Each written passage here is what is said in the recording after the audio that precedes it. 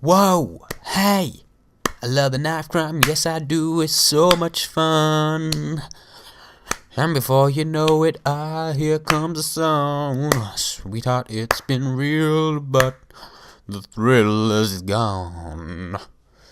And welcome back to the channel of Major Lot 92, the shaman of gaming, and more importantly and specifically, welcome back to my series, which is aptly named Rolling Back the Years, where I review my favourite or most memorable game, going back in years from 2011 to as far back as I can record it. Today we have reached 2005, so in 2006 it was The Elder Scrolls Oblivion.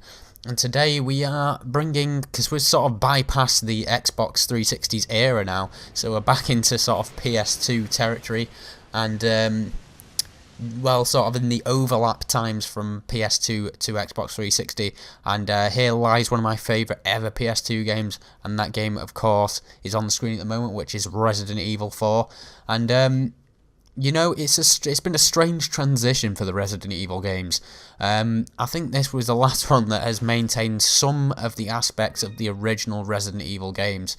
Even though this game has much more action in it than any of the older ones do, you know, 1, 2 and 3 were just, you know, it's just sort of the atmosphere, you know, the atmospheric feeling of the game that made it scary, and you know, they've sort of moved slowly away from that. And it's like I commented on the Resident Evil 6 trailer, saying that it's unfair how the size of an audience that, you know, an older game used to have isn't enough nowadays, really, when you know, everybody's trying to compete with the big games on the market. You're not going to do that by not changing anything, and it's just unfortunate because, you know, they'll still have the hardcore fans that will love their games no matter what, you know, and well, maybe not no matter what, but just, you know, love the games the way they were.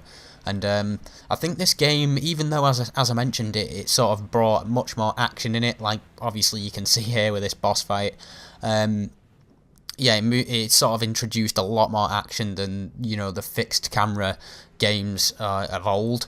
It still maintained that feeling that, you know, the colours in the game were dark and dank, and, you know, there wasn't many people around for a lot of it. You were sort of solo for a lot of it, although, again, there is a little section of this game where, you know, you're sort of co-op.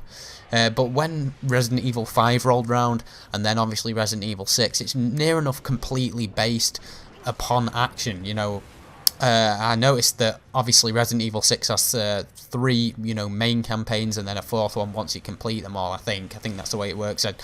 Don't quote me on that because I haven't actually played the game, because like I said, I'm just disappointed that it's moved so far away from its roots, and that isn't the Resident Evil that I know and love, and that's the reason why I didn't get it. But I did notice that the Leon campaign from Resident Evil 6 is sort of more survival horror, but I've you know, played the demo, and as much as it did feel a little bit like that, again, it's still based upon action, and it didn't really blow me away. For as far as this game goes, I think this ranks as one of the top PS2 games, one of the top PS2 titles of all time.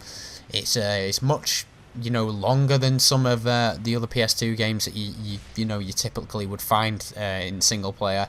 And as I said, it sort of maintains that atmospheric feeling because of the dark colours, and the enemies sort of act a little bit more like zombies on this than you know, the enemies from Resident Evil 5 and even 6, really. You know, they're slow moving and not very intelligent, let's put it that way. And some of the boss fights in this game are really impressive.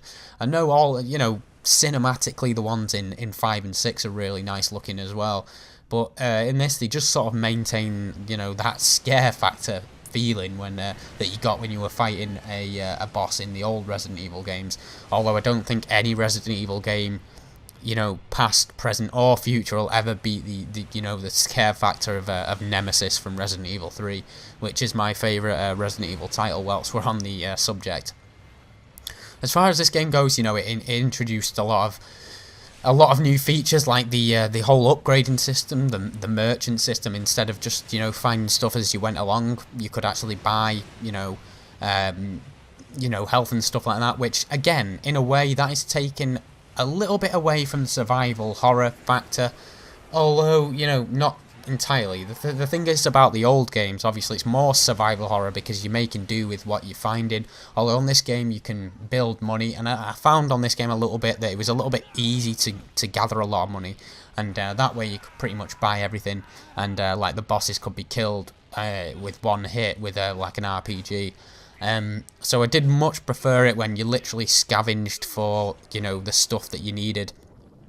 You know, your ammo, your health, even your weapons. I mean, on this game you do find weapons. You know, like when they first introduced into the story, you actually pick them up, you know, from wherever, cabinets, boxes, or whatever, just lying about. But if you do miss them, when you find the next position where the merchant is, you can buy that same weapon off them. So again, that's taken a little bit away from the survival horror aspect of the game. But as I said, this game is still an excellent game, and you know, don't get me sort of bashing on Resident Evil 5 and 6 as the fact that I'm not saying it's a really, you know, the really bad games. As a game, you know, on its own, you know, separated away from the Resident Evil series, great games.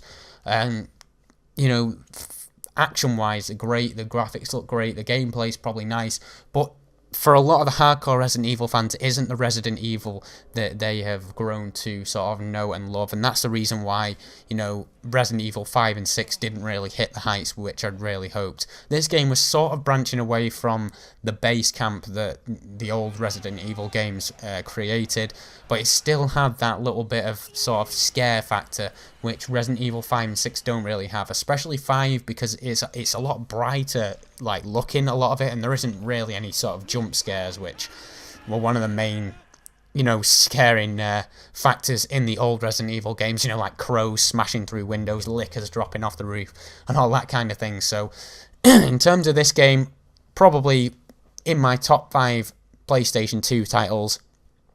Really great game. If you haven't tested it out, I suggest that you you look up the HD version on the Xbox Live Marketplace and give it a whirl. But anyway, that is the end of the video. I hope you enjoyed.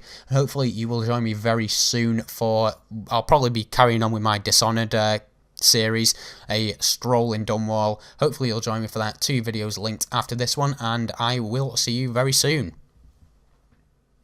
Twat!